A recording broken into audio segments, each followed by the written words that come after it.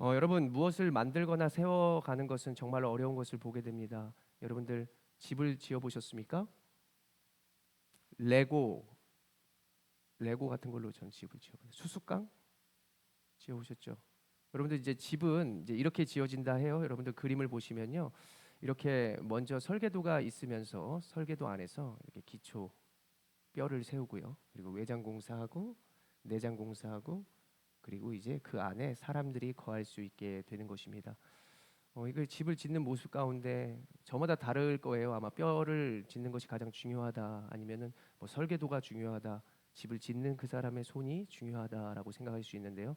여러분들 이렇게 건물을 짓는 모습을 생각하면서 나는 올 한해 어떻게 좀 세워갈까라는 생각을 좀 해보았으면 좋겠습니다.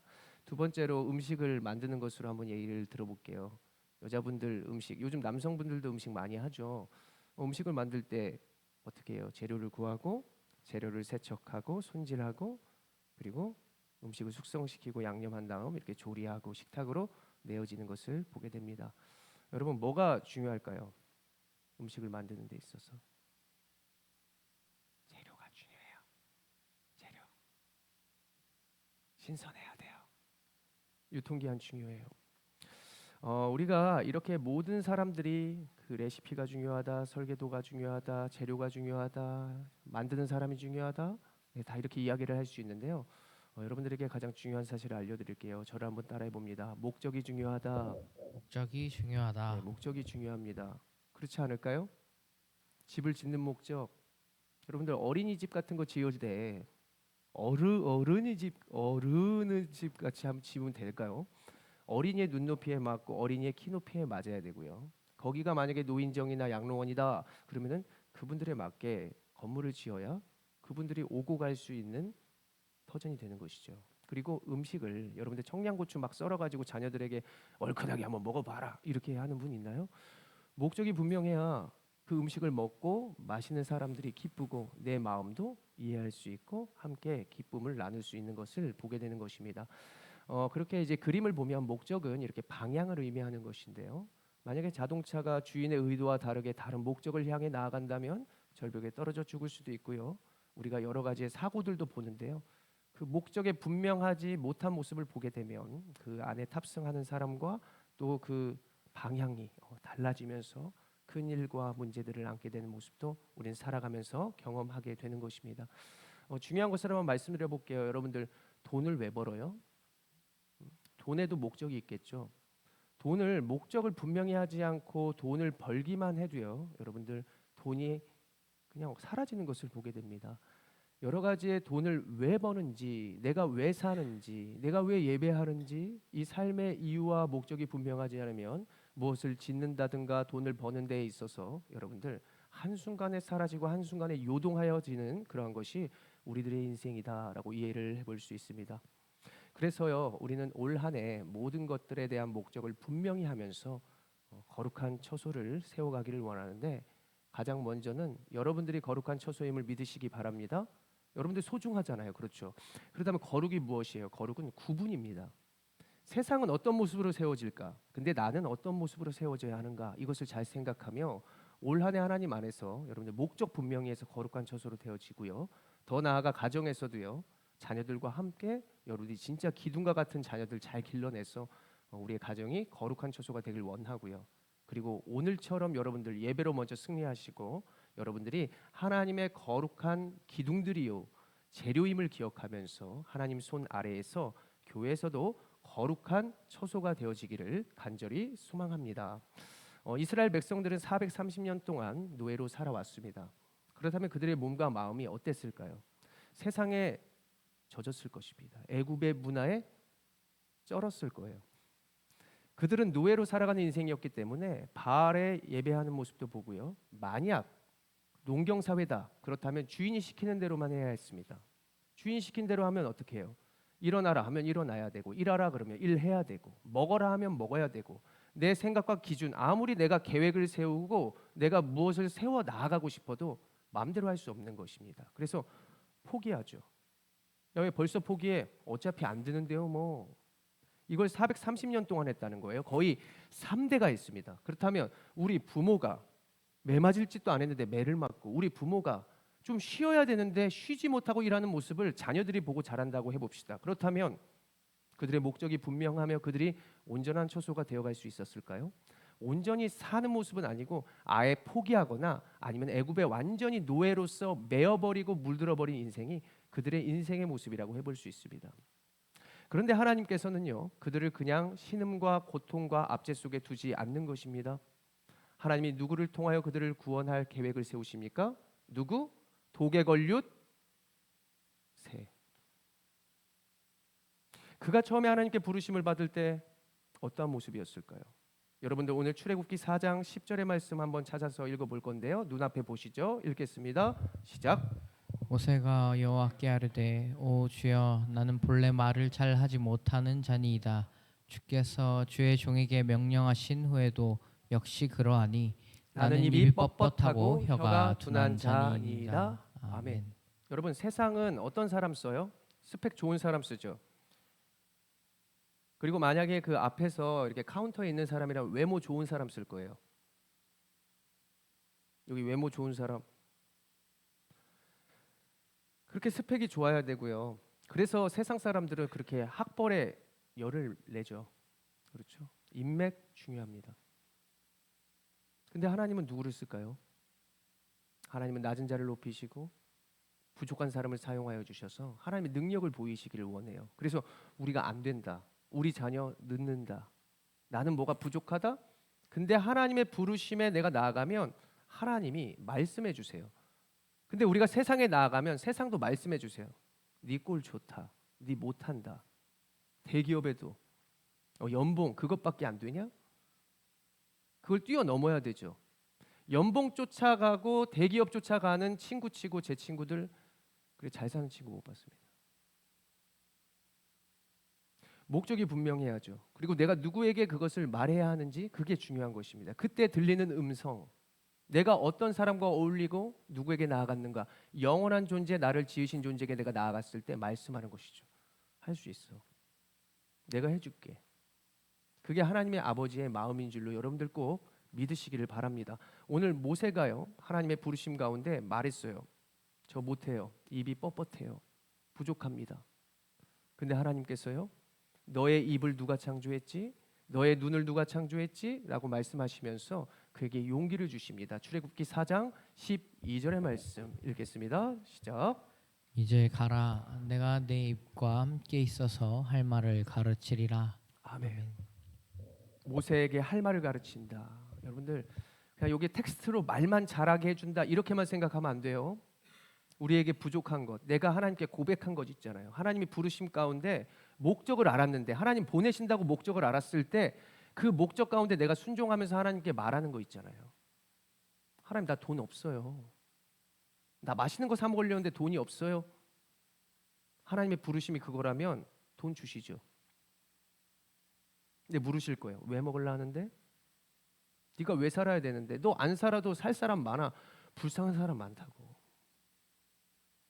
내가 살아야 하는 이유가 타당해야 하는 것입니다. 아버지 주셔요. 나 필요하다니까요. 근데 부족해요. 알았어. 내가 해줄게. 이게 바로 하나님이 모세를 불러 놓으시고 정말 두려움과 어려움과 힘듦도 있었는데요. 걔가 무서워요가 아니에요. 모세는 내가 부족하거든요. 이거는 그 스토리와 텍스트를 보면 그가 피하려고 피해 보려고 저 못해요. 야 너 한번 해봐. 저 못해요. 부끄러워서 못해요. 이게 아니라 정말 스스로가 하나님 앞에 섰을 때 자신의 겸손함으로 고백했던 그 모세의 모습을 하나님이 사용하시면서 그를 용기 있게 나가게 한다는 사실을 우리는 보게 된다는 것입니다. 그가 이제 출애굽기 15장 6절의 말씀 찬송하는 모습을 보는데요. 읽겠습니다. 시작. 여호와여 주의 오른손이 권능으로 영광을 나타내시니이다. 여호와여 주의 오른손이 원수를 부수시니이다. 아멘. 아멘. 그가 지팡이를 들어서 팔을 들었을 때요. 무슨 그 친구가 요술쟁이라서 뭐 그렇게 됐을까요? 아니에요. 하나님의 권능의 팔이 그를 붙듦으로써요. 그 홍해라는 바다가 갈라져 기둥이 되어 버립니다. 기둥은 중요해요. 우리가 오고 가는 길목에 기둥이 무너져 버린다면 우리는 죽게 되는 것입니다. 근데 이스라엘 백성들이요 모세가 팔을 들었을 때 하나님께서 그 권능의 팔을 함께 하시사 바다가 기둥이 되어 그들이 마른 땅을 걸어 온전히 약속의 땅에 향하여 나아갈 수 있는 구원 얻은 백성이 되어졌다는 것입니다. 이렇게 홍해를 건넜다는 것을 바울은 말합니다. 고린도전서 10장 2절의 말씀 그들의 모습이라는 것인데요. 읽겠습니다. 시작. 모세에게 속하여 다 구름과 바다에서 세례를 받고 아멘. 자, 세례를 받았대요. 홍해를 건넌 것이 세례를 받은 것과 같다. 왜요? 이제는 지난날에 노예와 연합하고 바알과 연합했던 그들이 하나님의 권능의 팔로 구원을 입어 하나님과 연합함이 되었다라고 하는 사실입니다. 재앙에서도 살아남았습니다. 내가 멸망으로 나아갔던 존재, 썩어진 것에 예배했던 존재였는데 이제는 하나님께서 나를 구원하여 주셔서 구분하여 주셔서 거룩하게 하여 주셔서 하나님과 함께하는 백성이 됐다. 살아있는 것으로 갔으니 내가 살아날 것이다. 구원을 입었다. 그래서 세례는 구원의 확신을 갖는 것을 선포하는 것입니다. 사도신경이 신앙을 고백하는 선포라 그랬어요. 제가 늘 말하죠. 기도 눈 뜨고 할 수 있어요. 사도신경 눈 뜨고 해도 돼요. 자신 있게 말해요. 선포하는 것이에요. 주님을 고백하는 것입니다. 그러면서 구원을 확신하는 것이죠. 세례 역시도 공예배를 통하여 성도들에게 나 세례 받았어요. 나 구원 확신 입었어요. 나 흔들릴 때 봐주세요. 야, 너 성도잖아. 너 집사잖아. 세례 받았잖아. 확인하는 거예요. 계속해서 거울로 확인하는 것입니다. 우리의 신앙은 그래서 모이기에 힘써야 하고요. 우리는 그래서 하나님과 연합함으로 우리의 스스로를 계속해서 돌아봐야만 구원 입은 성도로서 온전히 살아가며 내가 하나님과 연합하고 있다는 사실로 여러분들 담대한 인생을 살아갈 수 있는 것입니다. 그렇다면 구원받은 자들은 어떻게 살아가야 하겠습니까? 출애굽 15장 2절 읽었죠. 자, 저를 따라해 볼게요. 첫 번째 했습니다. 첫 번째 저를 따라해 볼게요. 하나님께 영광의 찬송을 드리는 것. 영광의 찬송을 드리는 것. 네, 이제 찾아주실 거예요. 자, 영광의 찬송이 무엇일까요? 여러분, 찬송 뭐예요? 찬송. 나는 개똥벌 노래. 찬송은 할랄이라고 하는 단어가 쓰였는데 이것은 자랑하다라고 합니다. 자랑. 누구 앞에서 자랑하겠어요, 여러분? 자랑. 나 옷 샀어. 그죠? 자랑하고 싶잖아요. 세상 앞에서 자랑하면 그게 어때요? 영원해요? 기뻐요? 자랑했는데 똑같은 옷 입은 사람 나타나. 그럼 어떻게 해요? 이상하죠. 좋은 옷 샀다고 하는데 더 비싼 옷이 있어. 계속해서 경쟁이에요. 좋은 시계 찼어. 근데 어떤 사람은 여기가 금으로 되어 있는 거예요. 또 계속해서 막 세상은 여러 가지가 우리 앞에서 자랑하려 해도 우리는 그냥 부끄러워지는 거예요. 그리고 별거 없구나. 이제 이런 생각이 들어지는 건데요.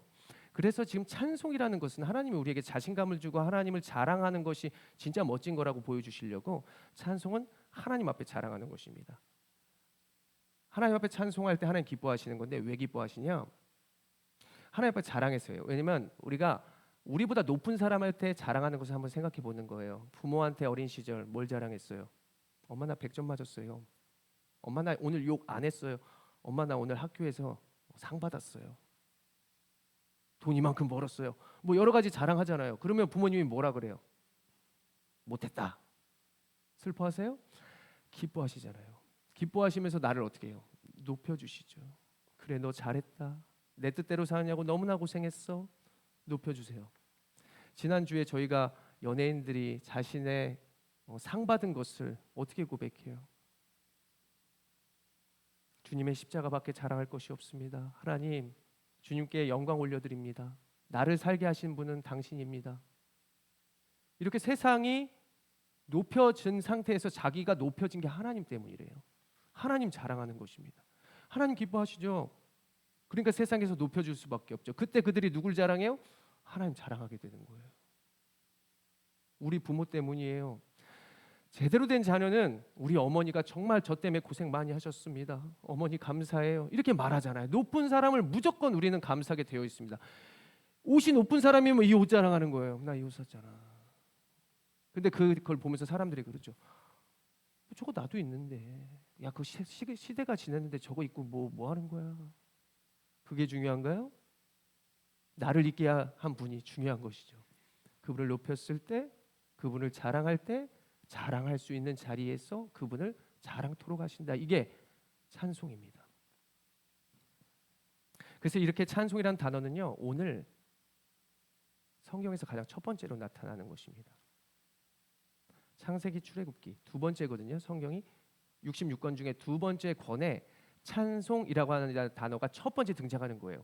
이 찬송을 시작으로 계속해서 성경의 인물들이 찬송하는 모습으로 나아가는 것을 보게 되는데, 이 찬송을 제가 세 가지로 한번 찬송에 대해서 말해보고 싶습니다. 찬송 첫 번째로는요, 따라합니다. 우리를 지으신 목적이다. 지으신 목적. 하나님 우리 지으신 목적이 하나님 자랑토록 하라는 거예요. 우리 자랑하라고. 다스릴 수 있는 권세, 담대함, 믿음 자랑하라고. 자, 읽어봅니다. 이사야서 4321 43장 21절 시작. 이 백성은 내가 나를 위하여 위하여 지었느니 나를 찬송하게 하려 함이라. 그렇습니다. 하나님 자랑하는 거예요. 그냥 하나님 최고, 하나님 멋쟁이 이러면 힘들어요. 그런데 하나님이 나를 거하시는 장소에서 주님을 드러내는 것이죠. 그때 하나님이 높은 자리에서 하나님 더 드러낼 수 있도록 하시는 것이죠. 야, 그렇게 낮은 데서 나 자랑해서 되겠니? 너 좀 잘 살아야 되겠어. 야, 너 좀 머리 좀 깎아야 되겠어. 너 좀 더 필요하겠어. 채워주시면서 십자가가 분명하도록, 채워주시면서 우리의 인생이 뚜렷하도록 그 목적이 분명한 것이라고 하나님이 딱 높여주실 때 내가 자랑할 분은 주님밖에 없습니다. 이렇게 자랑하는 인생이 하나님께서 우리를 지으신 목적이라는 것입니다. 두 번째로 찬송은요, 따라합니다. 감사하며 예배할 때 하는 것이죠. 자, 시편 100편 4절의 말씀 읽습니다. 시작. 감사함으로 그의 문에 들어가며 찬송함으로 그의 궁전에 들어가서 그에게 감사하며 그의 이름을 송축할지어다. 아멘. 그렇습니다. 감사할 때 찬송하고요, 우리가 들어갈 때도 감사하고 찬송하고요. 예수님 찬양, 예수님 찬양 찬송하는 것이죠. 궁전에 들어가서 어느 곳에 거하든지 우리가 그의 이름을 높이는 것입니다. 내 이름 높여요? 제 시대에 제 이름 되게 좀 특이했거든요. 선생님들이 제 이름 딱 불러요. 김우람. 야, 목소리가 그게 우람. 군대 가서 야, 이병 야, 계속 말해요. 우람, 그 우람의 지경이 언제인가인지 모르겠지만 그 이름 때문에 핍박을 많이 받았어요. 내 이름으로는요 인생을 제대로 못 살아요. 그런데 주님의 이름은요, 사람들이 무시하는 것 같아도요 울림이 있는 것입니다. 모두가 높일 수밖에 없어요. 결국 인생의 끝에 예수님, 내가 예수님은 모르는데 들어봤는데, 그러면서 수술 때 다 오르는 거예요. 죽기 전에 다 예수님을 영접하는 모습도 대부분 합니다. 대부분. 그래서요, 우리의 인생 가운데 찬송은 우리가 언제나 감사하며 찬송해야 되는 어떠한 모습으로도 주의 이름을 송축해야 한다는 사실을 기억하시기 바랍니다. 세 번째로 찬송은 따라합니다. 전쟁을 눈앞에 두고 하는 것이다. 눈앞에 두고 하는 것입니다. 여러분들 여러 가지 어려움과 문제들이 있었을 텐데요, 또 있을 것인데요, 오늘 여호사밧 왕이요, 그 주변의 민족들이 암몬과 모압 자손이요 이스라엘 쳐들어왔을 때, 유다를 쳐들어왔을 때 그가 찬송하며 적군을 무찔렀습니다. 별거 한 거 없어요. 하나님이 다 무찔러 주신 거예요. 그래서 우리는 전쟁 앞에서 하나님의 이름으로 찬송하며 온전히 나아가며 승리할 수 있다는 사실을 꼭 믿으시면서 기억해야 할 줄로 믿습니다. 이제 구원을 입은 자들이 해야 할 것은 두 번째로 무엇을 해야 하느냐? 함께 모여 나누며 섬겨야 합니다. 출애굽기 15장 9절의 말씀 읽어보시죠. 시작. 원수가 말하기를 내가 뒤쫓아 따라잡아 탈취물을 나누니라. 내가 그들로 말미암아 내 욕망을 채우리라. 내가 내 칼을 빼리니 내 손이 그들을 멸하리라 하였으나. 아멘. 여러분들 어떤 모습 같아요? 누가 한 모습 같아요? 출애굽한 이스라엘 백성들을 쫓아오는 애굽 백성이 한 것입니다. 그들이 뭐가 없어서요? 뭐가 부족해서요? 이스라엘 백성들보다 더 많은 걸 가졌어요. 이스라엘 백성들이 하나님 예배하려고 가지고 왔던 그 작은 소유물까지도 그들은 뺏으려고 끝까지 쫓아오는 것입니다. 더 취하려 하는 것이죠. 욕망이 그냥 쥐어받고 싶은 거예요. 다 뺏고 싶은 거예요. 이게 세상의 모습입니다. 애굽의 모습이었습니다. 이스라엘 백성들이 먼저 앞서 나가가는데 홍해 앞에 딱 있으니까 뒤쫓아가지고 물건 뺏으려고. 어디서요? 내 욕망 때문에. 근데 하나님의 백성들은 이것을 보면서 무엇을 생각해야 할까요? 아, 나는 좀 달라야 되겠다. 난 좀 나눠야 되겠다. 나는 좀 섬겨야 되겠다. 불쌍한 자들을 보면 좀 더 도와주고 싶은 마음이 있어야 되는데 내 배 채우기에 바빠요. 내 자녀 꾸미기에 바빠요. 가끔 우리가 TV를 보잖아요. 저 아프리카 친구들이나 부모 잘못 만났다? 부모가 연약했어. 라면 끓여 먹거나 힘든 사람이 어디 있어 요즘. 여러분 믿음의 눈을 들고 주님의 시선을 한번 바라보세요. 여러분들이 위만 바라봐서 그렇죠. 바벨만 바라봐서 그렇습니다. 내려다보세요. 우리 자녀들 너무 뛰어나요. 너무 행복한 애들이에요. 나눠야 될 곳이 얼마나 많은지 몰라요. 여러분 우리 교회도 할 일 많잖아요. 저도 와 보니까요 할 거 많아요. 분주해요. 정신 없을 때도 있어요. 할 일이 많아요. 할 일 있는 대로 가서 섬기며 나누는 그 보람된 인생을 우리가 언제 살아볼 수 있을까요? 그래서 사람들 봉사하는 거잖아요. 그렇죠? 옛날 자녀 키울 때는 힘들었어요. 근데 할머니 할아버지들은 힘만 있으면 아마 손주들 다 봐주고 싶을 거예요. 이전에 내 아들에게 내 딸에게 해주지 못한 그 사랑, 그 섬김. 그걸 왜 위대하다 그러겠어요? 값없이 해주니까. 자신은 안 입어도 자식들은 잘 입혀요. 저도 나중에 깨달았어요. 그때는 몰랐어요. 엄마, 좀 이쁘게 좀 입고 오세요. 좀 옷 좀 잘 입고 오세요. 근데 집에 있는 그대로 입고 오세요. 돌아가실 때 보니까 속옷이요 다 떨어졌어요. 사준 거 하나도 안 입어요. 자신을 위해서 쓰지 않아요. 그래서 위대한 거예요. 오늘 애굽의 백성들을 보면서 우리는 어떠한 인생을 살아갈까? 내가 찬송하는 인생이고 하나님을 높이는 인생이라면 이제 내가 어떠한 인생을 살아가야 할까? 자녀들을 위해 충분히 잘하고 계실 줄로 믿습니다. 너무 잘하시죠. 너무 잘해서 문제죠. 그 잘함 가운데 진짜 사랑하는 부모라면 뭘 해줘야 될까? 세상에서 비교해서 좀 있어 보이는 거? 아니죠. 좀 더 특별하게 기르려면 어떻게 할까요? 이들도 섬기는 법을 알게 해야 되죠. 어떻게 알게 해줄까? 어디를 가야 얘네들이 낮은 곳을 바라볼까요? 전 그래서 자녀들 때로는 좀 되게 이렇게 힘든데 선교 좀 나갔으면 좋겠고, 얼마 전에 저희 교회 작년에 비전 트립 갔잖아요. 중국으로. 애들이 좀 달라요. 거기 화장실 별로예요. 거기 먹는 거 별로예요. 거기서 스스로가 다 해야 돼요. 그리고 서로 도와줘야 돼요. 이제 이런 것들을 배우면서 섬김. 제가 이전에 저희 전전교회 담임 목사님들 그랬어요. 우리 너무 세상이 험악해서요. 우리 자녀는요 좀 구분돼서 대안학교 보낼 거예요. 근데 그때 목사님이 저한테, 제가 전도사 시절에, 김 전도사, 세상에서 싸워가는 법도 배워야지. 전쟁하면서 찬송하는 법도 배워야지. 구분하면서 오냐 오냐 하는 자리에서 높임을 받기만 하면 절대 섬길 수 없어. 이것을 제가 깨달았습니다. 대안학교 보내고 내가 아무리 보호하려 해도 나가서 세상에 가만히 두질 않는 거예요. 그래서요, 때로는 하나님의 주권 속에서 얘네들을 우리가 하나님 보내시는 자리로, 때로는 연약하고 낮은 자리로 나아가게 하면서 내가 얼마나 하나님의 사랑을 받고 부모의 사랑을 받고 있는지를 깨달으면서요, 그 사랑을 내가 주변에 나눠야죠. 남을 살려야죠. 남을 높여줄 수 있는 그러한 인생의 자녀들로 여러분들 세워가야 할 줄로 믿습니다. 우리가 할 수 없기에 오늘 다시 한번 그들을 품고 있는 여러분들 하나님 불러주셨죠. 내가 어떻게 그들을 세워가는 것이 세워가는 걸까? 그냥 세상 앞에서 높이는 게 세워가는 것이 아니라 내가 정말 수고와 헌신하는 그 마음을 계속해서 그들에게 알려주고, 내가 왜 그렇게 살아가야 하는지를 그들에게 깨닫게 하면서 하루하루를 그들에게 시간을 갖고, 핸드폰 보지 말고 내 취미만 갖지 말고 눈을 맞추면서, 눈 못 맞춰요? 편지 써요. 주머니에 편지 넣어놔요.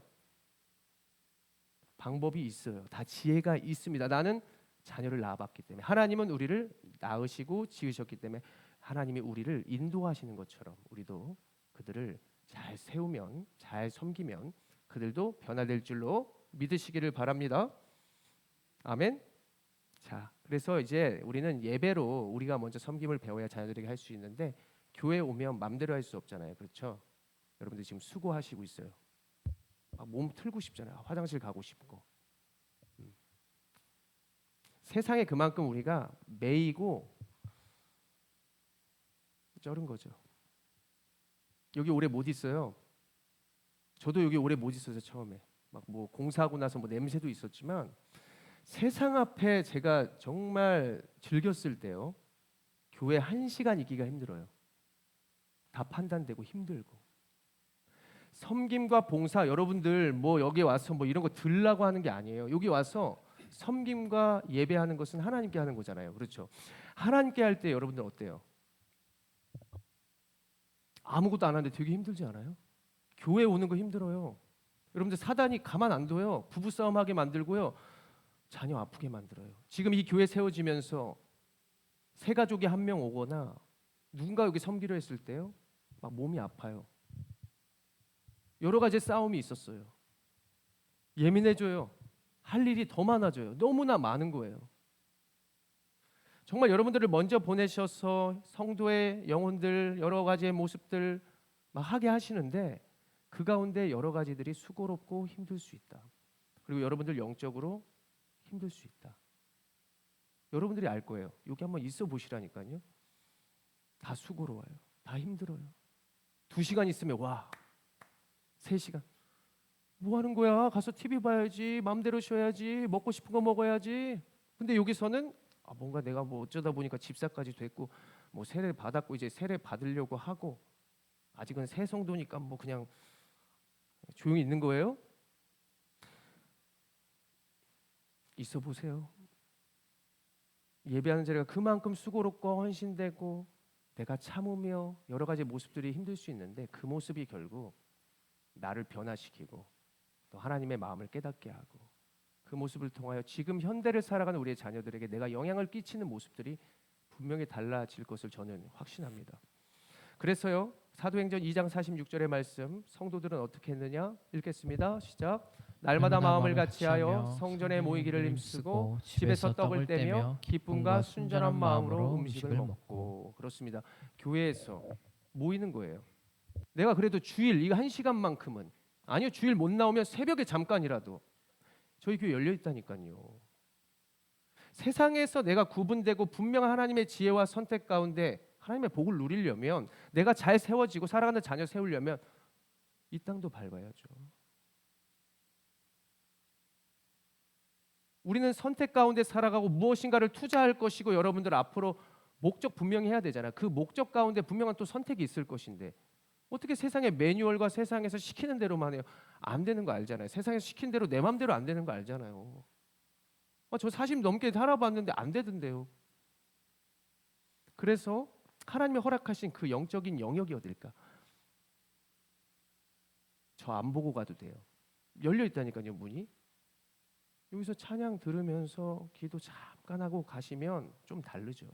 마음이 좀 가라앉고 지혜롭고, 분명히 내가 하나님께서 보내신 곳에서도 내가 약함을 깨달아서 하나님 의지하게 하셔서 분명한 모습으로 여러분들 인생 잘 세워가고 가정 잘 세워가고, 그리고 하나님이 맡기신 그 모든 모습 가운데서도 다른 사람들과 다름이 분명히 여러분들의 2025년 한 해에 있을 줄로 믿습니다.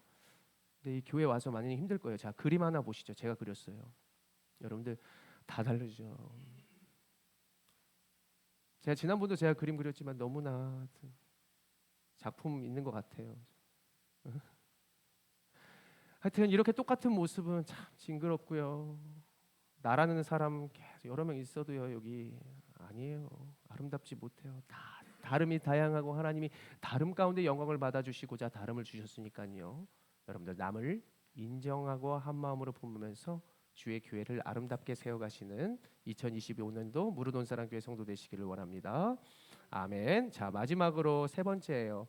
자, 자, 복음을 전하며 교회를 세워가는 것입니다. 따라합니다. 복음으로 교회를 세워가는 것. 교회를 세워가는 것. 그렇습니다. 복음 예수님입니다. 예수님으로. 교회는 뭐예요? 나예요. 그리고 가정이에요. 그리고 우리 교회입니다. 읽겠습니다. 출애굽기 15장 13절 시작. 주의 인자하심으로 주께서 구속하신 백성을 인도하시되 주의 힘으로 그들을 주의 거룩한 처소에 들어가게 하시나이다. 아멘. 하나님의 인자하심이 우리를 구원하여 주셨고 우리가 구원을 받았기에 우리의 주변을 구원해야 하는 줄로 믿으시기 바랍니다. 복음은요, 아까 말했어요. 교회에서 우리가 섬겼죠? 교회에서는 그러는 척할 수 있어요. 그러나 이제 집에 가서 그런 척 못하잖아요. 세상 가서 그런 척 못해요. 그런데 세상이 깜짝 놀랄 일은 남들은 섬김을 받으려 하고 남들은 스펙 있는 친구만 데리고 와서 쓰는데요. 나는 하나님의 마음으로, 하나님이 보시는 시선으로 내 동역자를 뽑죠.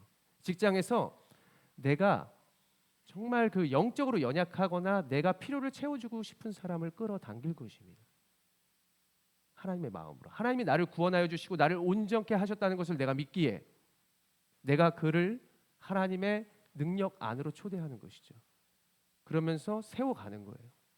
복음으로 세워간다는 것은 소외된 자, 병든 자, 아픈 자 모두가 그들과 어울리지 않고 그리고 그들과 함께하지 않았던 그 모습 가운데 예수님이 함께하셨죠. 임마누엘이 되시고 그들과 함께하신 그 모습을 기억하면서 나도 그 모습으로 살아가게 되는 것. 그때요, 지금보다 여러분들이 확장될 것입니다. 이미 세상의 것은, 세상의 매뉴얼은 여러분들에게 익숙합니다. 지금 정도 됐다면 다 아는 거예요. 제가 지난번에 말했잖아요. 상계동에 복권방에 1등이 몇 번이 나왔는지 거기선 택배로 그 로또 보내달라고. 그리고 1월 1일 날 그 새해 첫날부터 그 복권을 사고자 사람들이 몇 킬로를 행렬을 하는 데가 있어요. 궁금하면 저 찾아오세요. 제가 알려드릴게요. 근데 그 대신 성경 통독하기 한번. 세상 그런 거 그냥 지나가도 보이는 거. 그냥 살아도 짓는 게 죄. 근데 그 가운데 구분되는 모습 가운데 세상이 우리를 보죠. 그때 하나님께 말하는 거죠. 저 사람들이 나 봐요. 나 구분되었어요. 부족해요? 하나님 복음으로 살고 싶어요. 그 모습으로 살아갈 때 하나님이 왜 안 높여주시겠습니까? 여러분들 지금 살아가는 가운데 요동함이 있어요? 변화가 없어요? 힘들어요? 내 뜻대로 안 돼요? 계속 세상 매뉴얼 했는데 안 돼요? 그렇다면 둘 중 하나죠. 복음을 모르거나 복음을 아는데 그렇게 살지 않거나. 자, 2025년도 새해가 밝았습니다. 하나님이 오늘 왜 거룩한 처소를 세우라라고 명령하실까요? 늘 말씀드렸습니다. 텍스트, 교회를 세우라는 얘기구나.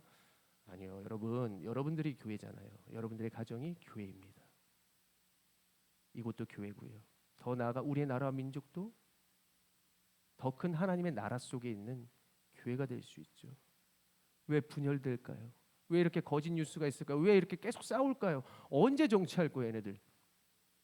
우리도 언제 자녀 키울 거예요? 언제 교회 섬길 거예요? 언제 기도할 거예요? 하나님 오늘 주셨다는 이유는 여러분들을 먼저 하나님 찬송하라고, 구분되어 거룩하게 되어지라고, 온전케 살라고, 그 모습으로 자녀들 온전케 살아나게 해라고, 교회에서도 연습하고 바깥에 나가서 실전으로 하라고 하나님께서 오늘도 여러분들을 이곳으로 불러주시고 자녀 삼아주신 줄로 믿으시기를 바랍니다. 에베소서 2장 21절 22절의 말씀을 읽고요. 여러분들 자부심 가지시면서 하나님이 함께하면 내가 살아가고 내가 완전해지고 내 완전함이 자녀들에게 복음으로 나타나서 그 복음이 자녀들을 살게 하고 승리하게 하실 줄로 믿으시기를 바랍니다. 읽겠습니다. 시작. 그의 안에서 건물마다 서로 연결하여 주 안에서 성전이 되어가고 너희도 성령 안에서 하나님이 거하실 처소가 되기 위하여 그리스도 예수 안에서 함께 지어져 가느니라. 아멘. 여러분들 지어져 가는 진행 중인 줄로 믿으시기를 바랍니다. 기도합니다.